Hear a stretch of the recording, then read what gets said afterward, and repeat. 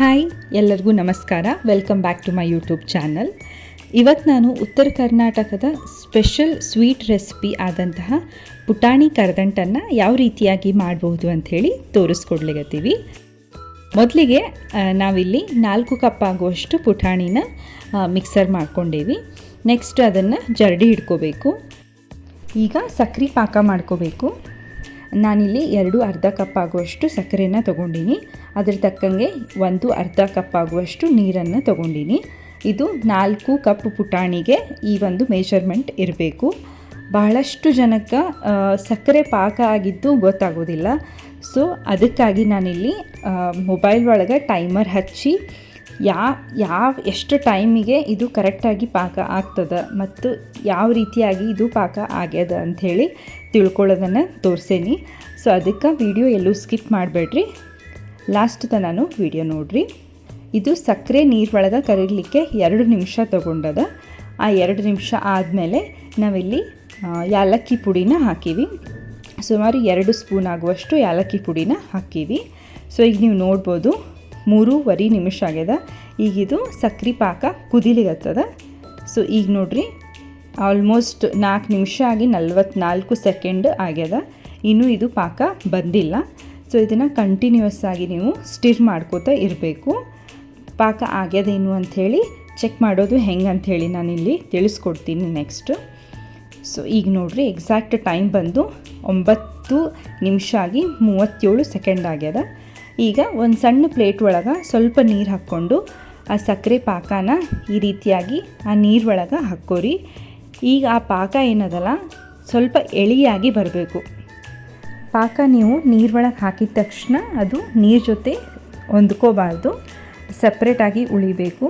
ಅದೇ ರೀತಿ ಭಾಳಷ್ಟು ಗಟ್ಟಿನೂ ಆಗಬಾರ್ದು. ನಾನು ವಿಡಿಯೋ ಒಳಗೆ ತೋರಿಸಿದಷ್ಟು ತಿಳಿಯಾಗಿದ್ದರೆ ಸಾಕು. ಇದಕ್ಕಿಂತ ಜಾಸ್ತಿ ಪಾಕ ಬಂತಂದ್ರೆ ವಡೆ ಭಾಳ ಗಟ್ಟಿಯಾಗಿಬಿಡ್ತದೆ. ನಿಮಗೆ ಕಲಸಿ ಆ ಪ್ಲೇಟ್ ಒಳಗೆ ಹಾಕುವಷ್ಟೇ ಅದು ಗಟ್ಟಿಯಾಗಿಬಿಟ್ಟಿರ್ತದೆ.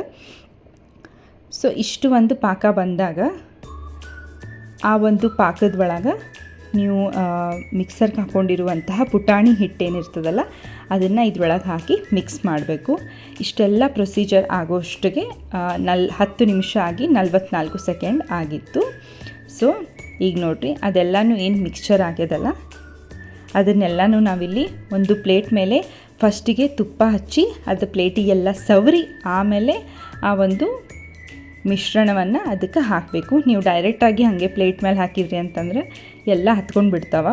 ಪುಟಾಣಿ ವಡಿ ಮ್ಯಾಲೆ ಕಟ್ ಮಾಡಿದ ಮೇಲೆ ಅದನ್ನು ನೀವು ತೊಗೊಳಿಕ್ಕೆ ಬರೋದಿಲ್ಲ. ಸೊ ಆ ಪ್ಲೇಟಿಗೆ ಫಸ್ಟೆಲ್ಲ ತುಪ್ಪ ಹಚ್ಕೊಂಡು ನೀಟಾಗಿ ಎಲ್ಲ ಕಡೆ ಅದನ್ನು ಸವರಿ ಆಮೇಲೆ ಪುಟಾಣಿದೇನು ನೀವು ಮಿಕ್ಸ್ಚರ್ ಮಾಡಿರ್ತೀರಲ್ಲ ಅದನ್ನು ಒಂದು ಪ್ಲೇಟ್ ಮೇಲೆ ಅದೇ ಪ್ಲೇಟ್ ಮೇಲೆ ಹಾಕಿ ಎಲ್ಲ ಕಡೆನೂ ಸಮ ರೀತಿಯಾಗಿ ಅದನ್ನು ಸ್ಪ್ರೆಡ್ ಮಾಡ್ಕೋಬೇಕು. ನಾವು ಇಲ್ಲಿ ಮೊದಲೇ ಒಣ ಕೊಬ್ಬರಿನ ಹೆರೆದಿಟ್ಕೊಂಡಿದ್ವಿ. ಆಮೇಲೆ ಅದ್ರ ಮೇಲೆ ಸ್ಪ್ರೆಡ್ ಮಾಡಬೇಕು.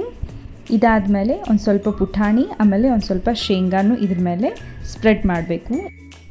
ಯಾರ್ಯಾರಿಗೆಲ್ಲ ಸ್ವೀಟ್ ರೆಸಿಪೀಸ್ ಇಷ್ಟ ಆಗ್ತವೆ ನಿಮ್ಮ ಫ್ಯಾಮಿಲಿ ಮತ್ತು ಫ್ರೆಂಡ್ಸಿಗೆ ಈ ರೆಸಿಪಿನ ಶೇರ್ ಮಾಡಿರಿ. ಪಾಕ ಒಂದು ಮಾಡ್ಕೊಳ್ಳಿಕ್ಕೆ ಗೊತ್ತಾಯ್ತಂದ್ರೆ ಈ ರೆಸಿಪಿ ಮಾಡಲಿಕ್ಕೆ ಬಹಳ ಅಂದರೆ ಬಹಳ ಈಸಿ ಅದ. ಪಾಕ ಮಾಡಲಿಕ್ಕೆ ಗೊತ್ತಾಯಿತು ಅಂತಂದ್ರೆ ಸ್ವೀಟ್ ರೆಸಿಪಿ ಒಳಗೆ ಇದು ಮಾಡಲಿಕ್ಕೆ ಭಾಳ ಅಂದರೆ ಭಾಳ ಈಸಿ. ಆಮೇಲೆ ಇದು ಒಂದು ಸ್ವಲ್ಪ ಅದು ಶೇಂಗಾ ಪುಟಾಣಿ ಕೊಬ್ಬರಿ ಎಲ್ಲ ಹಾಕಿದ ಮೇಲೆ ಒಂದು ಸ್ವಲ್ಪ ಹೊತ್ತು ಅದನ್ನು ಆರಲಿಕ್ಕೆ ಬಿಡಬೇಕು. ಅದಾದಮೇಲೆ ಈ ರೀತಿಯಾಗಿ ನಿಮ್ಗೆ ಯಾವ ಶೇಪ್ ಒಳಗೆ ಬೇಕೋ ಆ ಶೇಪ್ ಒಳಗೆ ಕಟ್ ಮಾಡ್ಕೊಂಬಿಟ್ರೆ ಪುಟಾಣಿ ಕರದಂಟು ರೆಡಿ. ನೀವು ಇದನ್ನು ಪ್ರಿಪೇರ್ ಮಾಡಿ 15ರಿಂದ 20 ದಿವಸ ತನಕ ತಿನ್ನಬಹುದು. ನಿಮಗೇನಾದರೂ ಈ ಪುಟಾಣಿ ಕರದಂಟು ಮಾಡೋ ರೆಸಿಪಿ ಮೊದಲೇ ಗೊತ್ತಿತ್ತಾ ಇಲ್ಲ ನನ್ನ ವಿಡಿಯೋ ನೋಡಿದ ಮೇಲೆ ಗೊತ್ತಾಯ್ತಾ ಅಂಥೇಳಿ ಕಮೆಂಟ್ ಬಾಕ್ಸ್ ಒಳಗೆ ಕಮೆಂಟ್ ಮಾಡಿರಿ. Thank you.